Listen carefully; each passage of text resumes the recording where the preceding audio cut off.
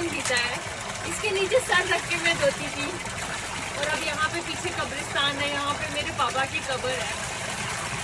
बचपन की बहुत यादें जुड़ी हैं इस जगह।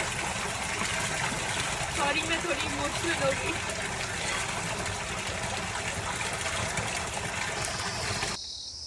ये मेरी नानी का घर है।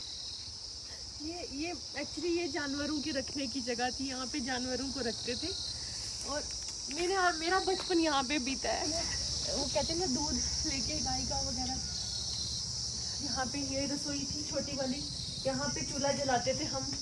यहाँ पे मेरी नानी खाना बनाती थी, मैं यहाँ बैठती थी। यार वो दिन कहाँ गए, कहाँ गए वो दिन?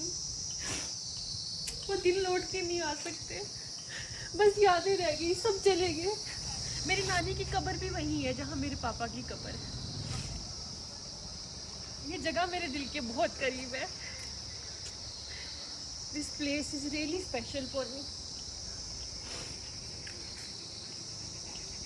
एक एक लम्हा याद आ रहा है जो यहाँ पे गुजारा है। वो वक्त याद आ रहा है। सब कुछ बदल गया, कुछ भी पहले जैसा नहीं रहा। बस यादें रह गई, यादें रह गई बस।